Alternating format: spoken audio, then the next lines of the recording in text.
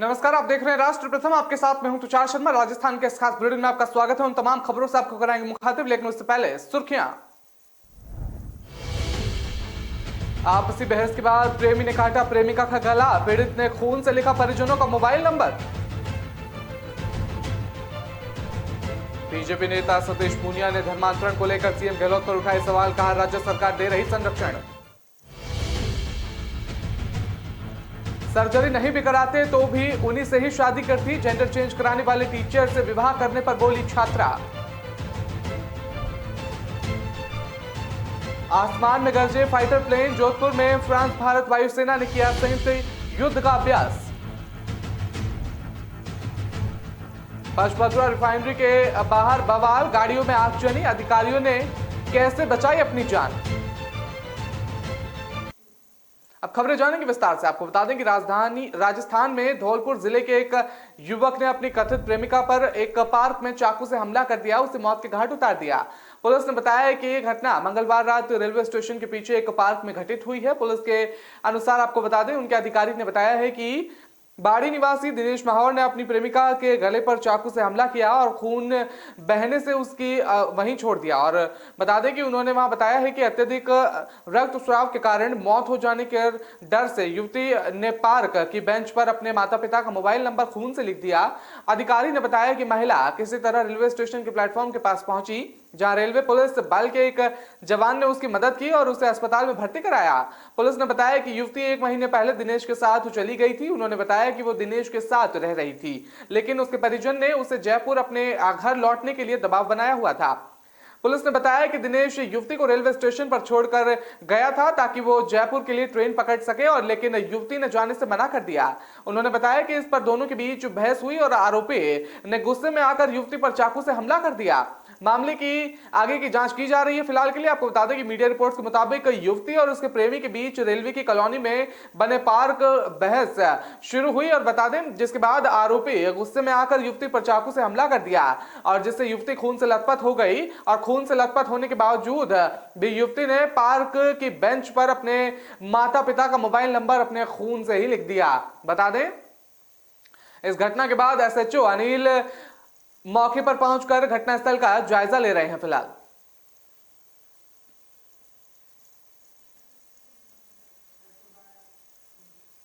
राजस्थान के जयपुर में हुए धर्मांतरण के मामले में बीजेपी प्रदेश अध्यक्ष सतीश पूनिया ने सरकार पर निशाना साधा। बीजेपी के राजस्थान प्रदेश अध्यक्ष सतीश पूनिया ने कहा कि राजस्थान कितना असुरक्षित है, इसका नमूना धर्मांतरण से पता चल रहा है। राज्य में लव जिहाद और जिहाद की घटनाएं होती रहती हैं। बता दें कि आवाज उठाने पर यह घटनाएं कुछ दिनों के लिए रुकती हैं, लेकिन फिर से शुरू हो जाती हैं। सरकार इस पर ध्यान नहीं दे रही है, जो बहुत ही दुर्भाग्यपूर्ण की बात है। बता दें कि बीजेपी के प्रदेश अध्यक्ष सतीश पूनिया ने कहा कि राजस्थान की कांग्रेस सरकार घटना के समय सोती रहती है, जिसके कारण कमजोर लोगों को सुनियोजित तरीके से टारगेट किया जाता है। राजस्थान में धर्मांतरण के मामले भोले, आर्थिक कमजोर और निर्बल लोगों को टारगेट किया जा रहा है और उनका धर्मांतरण कराया जा रहा है लगातार। और इसके साथ ही सतीश पूनिया ने सीएम गहलोत पर भी निशाना साध दिया। बता दें उन्होंने ये कहा है कि सतीश पूनिया ने मुख्यमंत्री अशोक गहलोत प्रदेश के गृह मंत्री भी हैं और उनके नाक के नीचे ये सब हो रहा है और वो कार्रवाई भी नहीं कर रहे हैं। इसमें भी बड़ी चौंकाने वाली बात यह है कि धर्मांतरण के खिलाफ आवाज उठाने वाले लोगों को पुलिस द्वारा प्रताड़ित किया जा रहा है, जबकि धर्मांतरण करने वाले लोगों के खिलाफ कोई कार्रवाई नहीं हो रही है। तो सीधे तौर पर वो निशाना साधते हुए नजर आए उन पर।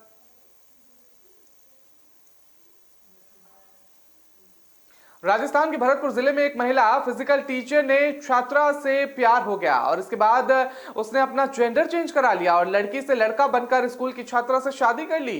फिजिकल टीचर मीरा डीग उपखंड में मोती का नगला के राजकीय माध्यमिक विद्यालय में कार्यरत थी।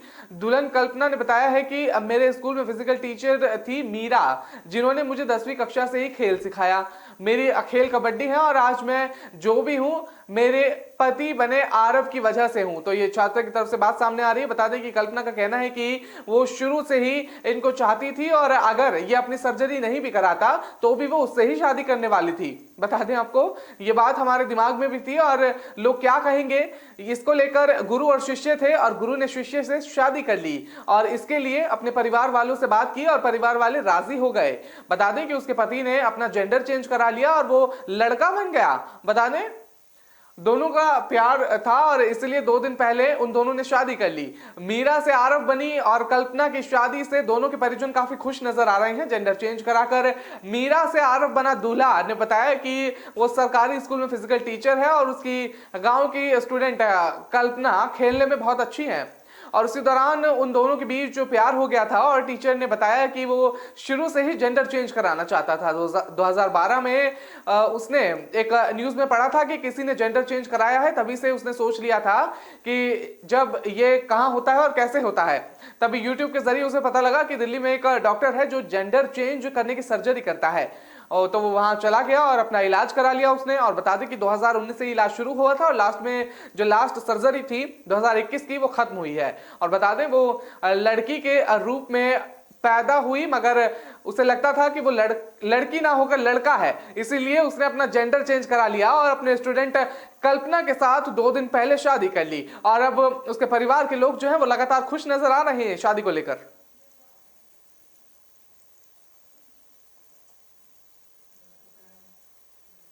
जोधपुर में चल रहे भारतीय वायुसेना और फ्रांस वायुसेना के संयुक्त युद्ध अभ्यास पर दुनिया की निगाहें टिकी हुई हैं। आसमान में मंडराते राफेल, सुखोई और तेजस जैसे एडवांस फाइटर विमानों की दहाड़ दुश्मनों का दिल दहलाने के लिए काफी नजर आ रही है। जोधपुर एयरबेस पर दोनों देशों की वायुसेना के बीच संयुक्त युद्ध अभ्यास गरुड़ 7-10 दिन तक लगातार चल रहा है। संयुक्त युद्ध अभ्यास में आज दोनों देशों के एयर चीफ ने भी फाइटर जेट्स करीब 1 घंटे तक उड़ाए और भारतीय वायुसेना प्रमुख air chief marshal V R. Chaudhary ने राफेल और फ्रांसीसी एयरफोर्स, फ्रेंच आर्मी अड्डे एयर के चीफ जनरल स्टीफन ने सुखोई में बतौर को पायलट उड़ान भरी।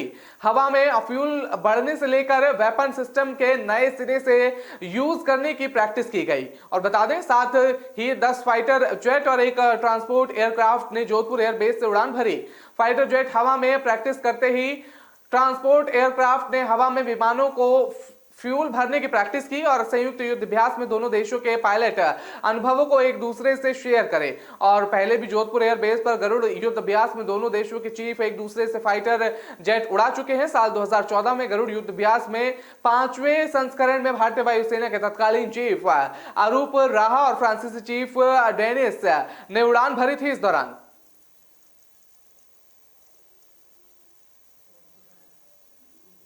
बाड़मेर में पचपदरा रिफाइनरी के बाहर आज जमकर बवाल हुआ। बदमाशों ने 3 राउंड हवाई फायरिंग कर सनसनी फैला दी। प्रदर्शनकारियों और अधिकारियों पर गाड़ियां चढ़ाकर कुचलने का प्रयास किया गया। उन्होंने मौके से भागकर जान बचाई। गेट नंबर 3 पर रोजगार की मांग के लिए लोगों का शांतिपूर्वक प्रदर्शन चल रहा था। मौके पर पहुंचे हमलावरों ने 2 बोलेरो कैंपर को लाठियों से ताबड़तोड़ कर आग के हवाले कर दिया। बता दें कि हंगामा कर रहे बदमाशों ने मुंह को ढक लिया और घटना को अंजाम देकर अज्ञात हमलावर मौके से फरार हो गए। पचपदरा में रिफाइनरी का कार्य निर्माणाधीन है और बाहरी कंपनी HPCL रिफाइनरी के काम कर रही है और रिफाइनरी में रोजगार पाने के लिए स्थानीय लोग अथक प्रयास कर रहे हैं। लगातार बार-बार मांग के बावजूद रोजगार का समाधान नहीं निकल रहा और स्थानीय लोगों का सुबह 11 बजे पचपदरा रिफाइनरी के गेट नंबर 3 पर शांतिपूर्वक धरना चल रहा था और प्रदर्शनकारी तहसीलदार को बुलाने की मांग पर अड़े हुए थे। करीब 12 बजे तहसीलदार इमरान खान और सरपंच डालू राम मौके पर पहुंच गए वहां पर। और बता दें आपको तभी काले शीशे वाले करीब 7 बुलेरो गाड़ियों में बदमाश सवार होकर आए। उन्होंने अधिकारियों और प्रदर्शनकारियों को कुचलने का प्रयास किया और एसएसपी नितेश आर्य ने बताया कि पचपदरा रिफाइनरी के गेट नंबर 3 पर तहसीलदार एक पक्ष का ज्ञापन तो ले रहे थे। इसी दौरान 7 गाड़ियों में सवार होकर आए बदमाशों ने प्रदर्शनकारी पर गाड़ी चढ़ाने का प्रयास कर दिया उस दौरान। और घटना के बाद अधिकारी और प्रदर्शनकारी आपस में भिड़ गए। पत्थरबाजी, तोड़फोड़, आगजनी और मारपीट भी की गई। उस दौरान हमलावरों ने 2 कैंपर गाड़ियों को लाठियों से धावा बोलकर आग के हवाले कर दिया। घटना के जिम्मेदार आरोपियों की पहचान फिलहाल की जा रही है। अभी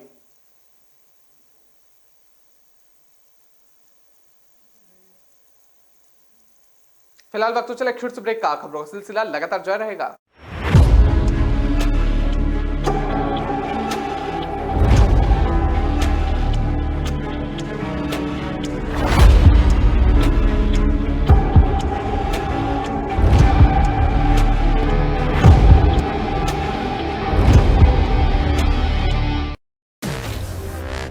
रात के 2 बजे, दिन के 12 बज गए। Say goodbye to the 1950s की टेक्नोलॉजी वाले memory foam mattress को। Meet India's first and only smart grid mattress. इसकी patented technology, there's softness that relaxes your pressure points and firmness that supports your back. Memory foam है बकवास, sleep company mattress is Chakas. Log on to the sleepcompany.in.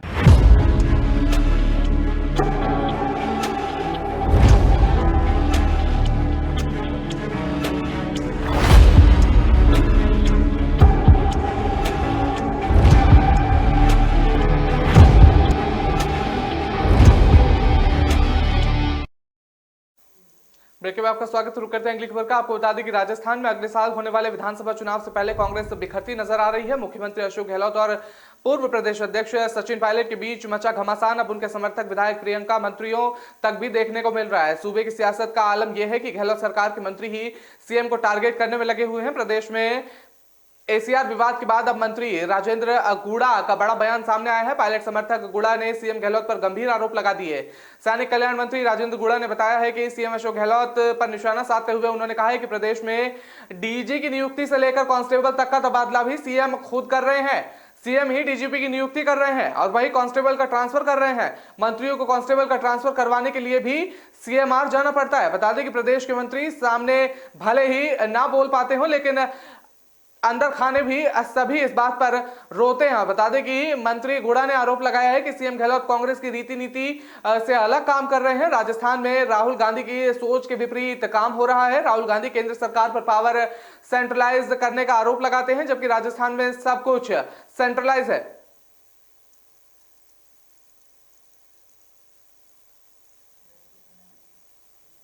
Rajasthan के धौलपुर जिले में बीती रात railway station पर स्थित जीआरपी पुलिस चौकी के पार्क में एक युवती पर उसके प्रेमी ने जान से मारने की नियुक्ति से धारदार हथियार से उसकी गर्दन पर जानलेवा हमला कर दिया। घायल युवती आरोपी प्रेमी के चंगुल से छूटकर जैसे तैसे तो जीआरपी पुलिस चौकी पहुंच गई, लेकिन खून से लथपथ युवती को देख जीआरपी पुलिस के होश उड़ गए।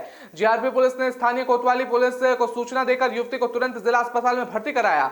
धौलपुर जिला अस्पताल में डॉक्टरों ने युवती की हालत गंभीर होने के चलते प्राथमिक उपचार के बाद उसे जयपुर रेफर कर दिया गया। जीआरपी की सूचना पर कोतवाली पुलिस ने आरोप युवक को गिरफ्तार के लिए दबिश देनी शुरू कर दी, लेकिन पुलिस को पहुंचने से पहले ही वो मौके से फरार हो चुका था। पुलिस ने युवती के परिजनों को घटना की सूचना दे दी। बताया गया कि पुलिस की सूचना पर जयपुर से युवती के परिजन धौलपुर पहुंच गए और घायल युवती के साथ लेकर जयपुर चले गए वहां। और युवती के परिजनों ने बताया कि युवती 1 महीने से लापता बताई जा रही थी। परिजनों ने जयपुर में युवती की गुमशुदगी की मामला भी दर्ज कराया था। घायल युवती ने रेलवे स्टेशन और रेलवे जीआरपी पुलिस द्वारा लिए गए बयानों के मुताबिक, आपको बता दें, उसमें बताया जा रहा है कि अनजाने में लगे एक कॉल की वजह से उसे बाड़ी के रहने वाले दिनेश नाम के एक युवक से प्यार हो गया। प्यार होने के बाद युवती अपनी प्रेमी के साथ 1 महीने पहले जयपुर से भागकर उसके घर बाड़ी आ गई और प्रेमी युवक ने युवती को 1 महीने तक अपने घर बाड़ी में अपने साथ रखा।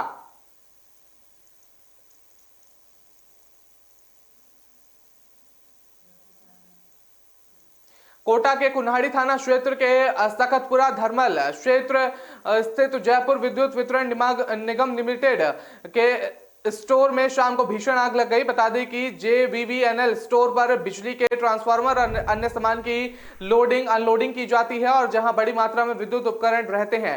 इसके स्क्रैप में आग की लपटे और धुआं उठता देखा। लोगों ने अग्निशमन विभाग को सूचना दी, जिसके बाद दमकल की 4 गाड़ियां आग बुझाने के लिए तुरंत मौके पर पहुंच गई। आग लगने के कुछ देर बाद ही भारी भीड़ जमा हो गई और पुलिस भी इस दौरान मौके पर पहुंची, जिससे लोगों को वहां से हटाया गया। बताया जा रहा है कि स्टोर में बिजली का सामान रहता है और प्रारंभिक रूप से आग के कारण का पता नहीं चल सका। अग्निशमन अधिकारी राकेश व्यास ने बताया कि थर्मल की दमकल गाड़ियां आग पर काबू पाने का प्रयास में जुटी थी, लेकिन आग बढ़ती गई। और बता दें कि जीएसएस में नए पुराने ट्रांसफार्मर रखे हुए थे और साथ ही केबल और लकड़ियों का स्क्रैप भी रखा हुआ था। बताया जा रहा है कि लकड़ी के स्क्रैप में आग लगी थी और आसपास के ट्रांसफार्मर की लीकेज ऑयल भी पड़ा हुआ था, जिसके कारण आग बढ़ती हुई नजर आ रही थी। दमकल विभाग की 4 गाड़ियां सहायता से आग पर काबू पाने का प्रयास किया गया, लेकिन 4 दमकल से कुल 10 राउंड पानी डाला गया और समय रहते आग पर काबू पा लिया गया। नहीं तो बड़ा हादसा हो सकता था। यहाँ पास में ही थर्मल की कॉलोनी और थर्मल कोटा बैराज और मुख्य सड़क है और यहाँ आग वहां तक भी फैल सकती थी।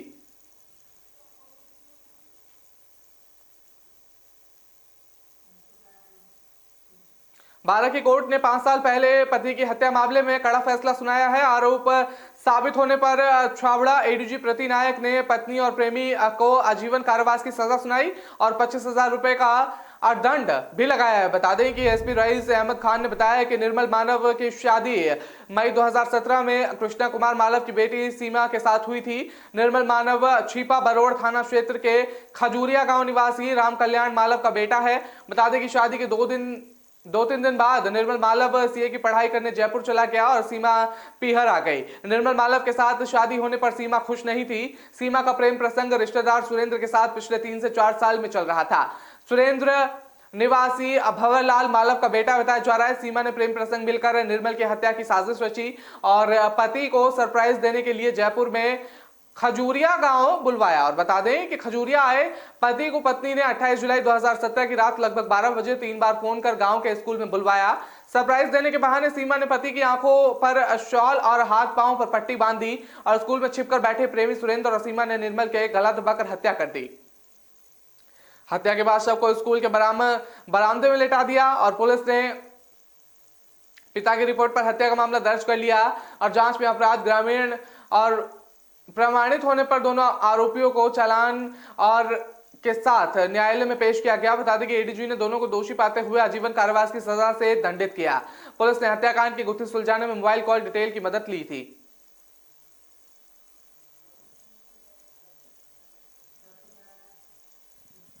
राजस्थान के भरतपुर जिले में अचानक मौसम ने पलटी मार दी है और जिले में आज झमाझम बारिश हुई है। बता दें कि बारिश से तापमान में गिरावट आई है और लोगों को सर्दी का एहसास होने लगा है।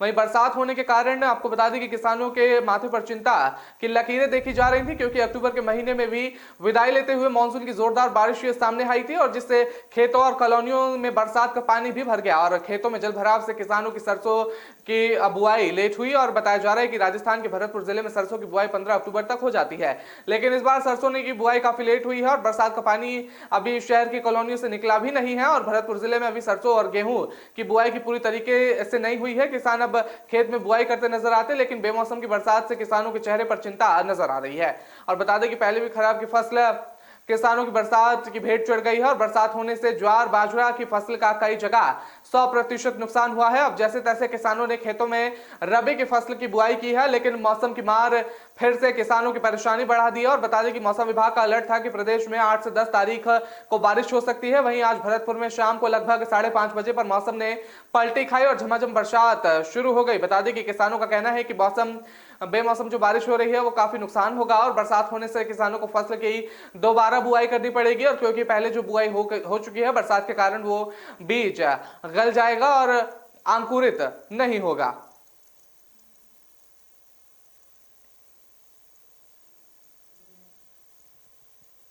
फिलहाल वक्त तो चला एक छोटे से ब्रेक का। खबरों का सिलसिला लगातार जारी रहेगा।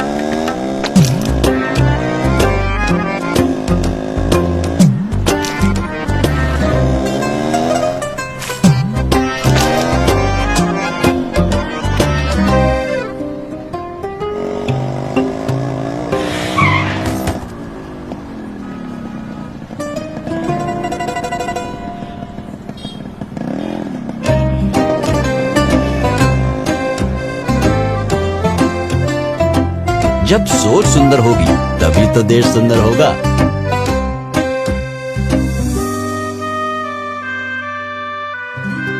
JSW Paints, think beautiful।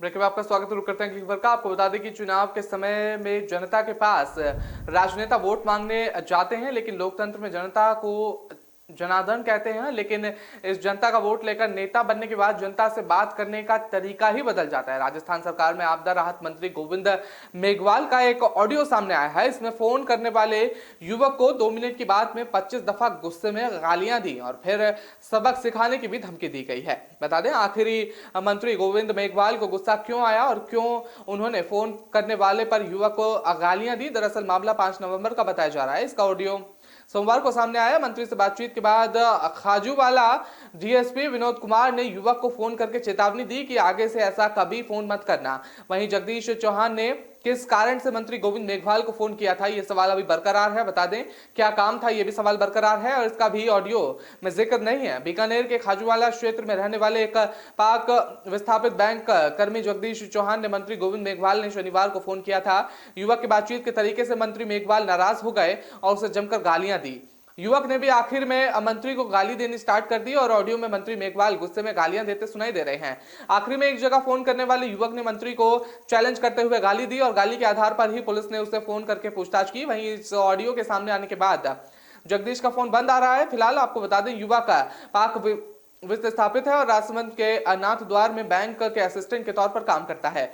मंत्री गोविंद मेघवाल को खाजूवाला में रहने वाले जगदीश चौहान ने फोन किया और खुद को साहब बताया। तो बता दें ये मंत्री का गुस्सा ऑडियो क्लिप में सामने आया है और ऑडियो क्लिप सामने आने के बाद फिलहाल पुलिस जो है वो लगातार पूछताछ में जुट गई है।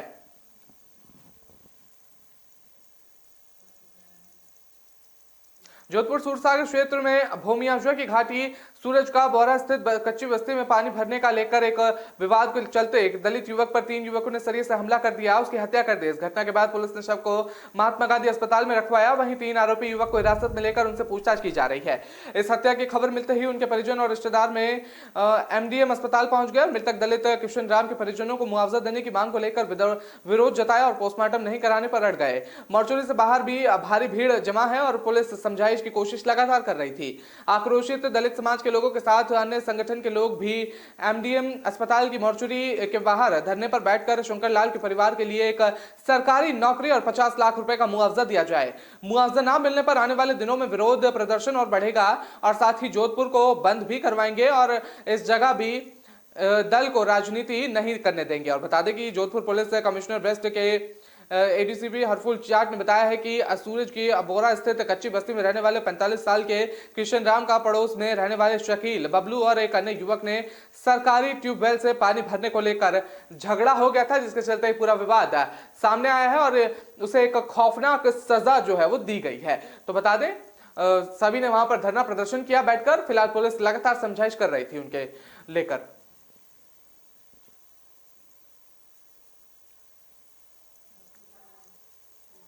भरतपुर में ताऊ ने भतीजे की हत्या करने के बाद शव को कुंडे से लटका दिया और मंशा अपराध की आत्महत्या में बदलने की थी और सनसनीखेज घटना कुमेर थाना क्षेत्र की बताई जा रही है। वारदात के बाद ताऊ अमरचंद ने शोर मचाना शुरू कर दिया। भतीजे योगेश ने खुदकुशी कर ली और बताया जा रहा है कि नानगंज मोहल्ले में रहने वाले 19 वर्षीय भतीजे के माता पिता की बचपन में ही मौत हो गई थी और दादी राममती ने भतीजे के पाल पोस कर बड़ा किया था और कुछ महीने पहले तबीयत खराब होने की वजह से योगेश की दादी राममती की मौत हो गई और दादी की मौत के बाद अमरचंद की पत्नी कमलेश ही भतीजे का खाना पाना देखती थी। फरीदाबाद में नौकरी करने वाले योगेश का ताऊ अमरचंद दीपावली के मौके पर पैतृक घर पर आकर रहने लगा और बता दें कि आगे वाले कमरे में भतीजे और बीच वाले कमरे में दूसरा ताऊ ध्रुव सिंह और पिछले की तरफ ताऊ अमरचंद रहता था। अमरचंद की पत्नी कमलेश भतीजे की मौसी लगती थी। अमरचंद और ध्रुव सिंह के लड़के योगेश के कमरे में ही सोया करते थे। बताया गया है कि 4 दिन पहले योगेश ने कमरे में दादी की आत्मा दिखाई देने की बात कही थी, इसलिए ध्रुव सिंह और अमरचंद के बच्चे को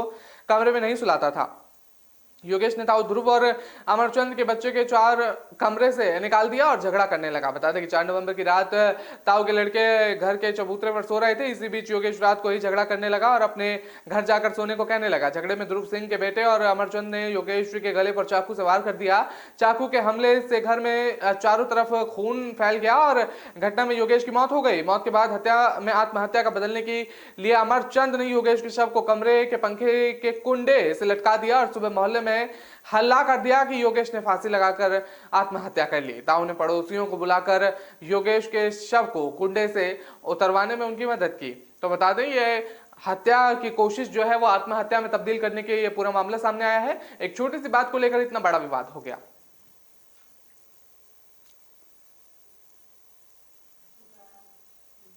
कोटा के बहुचर्चित उपेक्षा ग्रुप चिटफंड ठगी मामले में कार्रवाई जारी है और बता दें कि एसआईटी की टीम गुजरात के सूरत से एक और आरोपी को पकड़ा है और पुलिस उप निरीक्षक और एसआईटी टीम प्रभारी अमर सिंह राठौड़ ने बताया है कि डॉक्टर नईम अफजल उपेक्षा ग्रुप और एसआईटी का काम संभालते हैं और सीएमडी मुरली मनोहर नामदेव के कहे अनुसार उपेक्षा ग्रुप चिटफंड कंपनी लुभाने और ऑफर का झांसा देकर लोगों को ग्राहक बनाती थी। उपेक्षा ग्रुप में नई स्कीम के तैयार करने वाला एक नई अफजल लंबे समय से फरारी काट रहा था। आरोपी सूरत के जहांगीरपुरी इलाके के किराए में रह रहा था, जहां प्राइवेट क्लिनिक पर वो काम करता था। एसआईटी की टीम ने 5 दिन तक आरोपी को सूरत में तलाश किया। डॉक्टर नईम गिरफ्तारी पर 27 सितंबर को एसपी सिटी ने 5,000 का इनाम घोषित किया था। एसआईटी की टीम अब तक एक महिला समेत 13 लोगों को गिरफ्तार कर चुकी है। गिरफ्तार लोगों में 3 सरकारी कर्मचारी पत्नी के नाम से उपेक्षा ग्रुप में डीएम डायरेक्टर का कामकाज देख रहे थे और बता दें कि चिटफंड कंपनी लोगों को अमीर बनाने का साजबाज दिखाती थी और उपेक्षा ग्रुप चिटफंड कंपनी के खिलाफ अलग अलग थानों में करीब 106 एफआईआर दर्ज की हुई थी। अनुमान के मुताबिक चिटफंड कंपनी ने कोटा, बूंदी, बारा, झालवाड़ा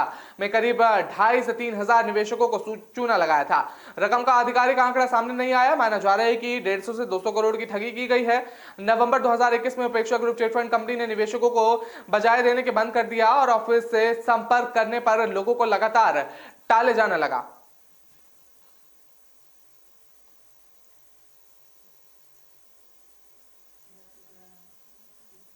राजस्थान में इनकम टैक्स की ओर से बीकानेर, जोधपुर और नोखा में सट्टेबाजों के 3 ग्रुप के कई ठिकानों पर इनकम टैक्स की छापेमारी कार्रवाई की गई है। इस जांच में विभाग ने 100 करोड़ से ज्यादा अघोषित संपत्ति के दस्तावेज जब्त किए हैं। बता दें कि कार्रवाई करते हुए यहां विभाग ने आयकर छापों में बड़े पैमाने पर काली कमाई का खुलासा किया है।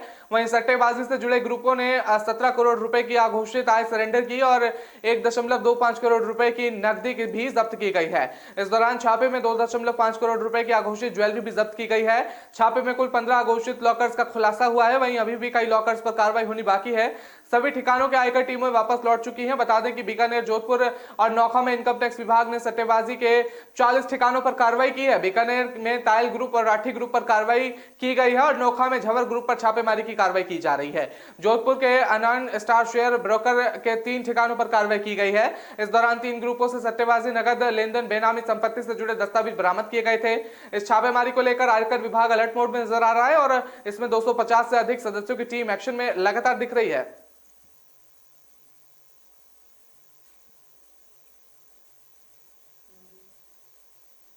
तो फिलहाल इस बुलेटिन में मुझे दीजिए इजाजत। नमस्कार।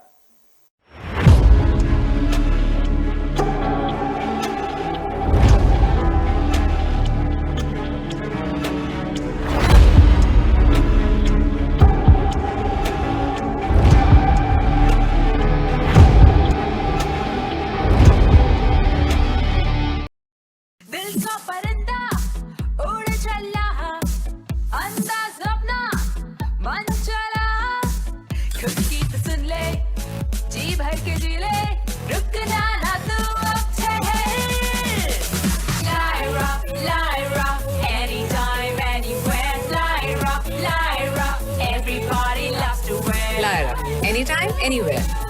हर चीज का भाव बढ़ गया है। दूध 5 रुपए से, सेब 30 रुपए से, पेट्रोल का भाव तो बीपी बढ़ा देता है। इस टॉमी का भी भाव बहुत बढ़ गया है। चिल माचा, शुक्र है रैपिडो ऑटो के भाव तो नहीं बढ़े। ऑटोज में सबसे किफायती और आपके घर तक भी best price assured. Forget meter, enjoy every kilometre.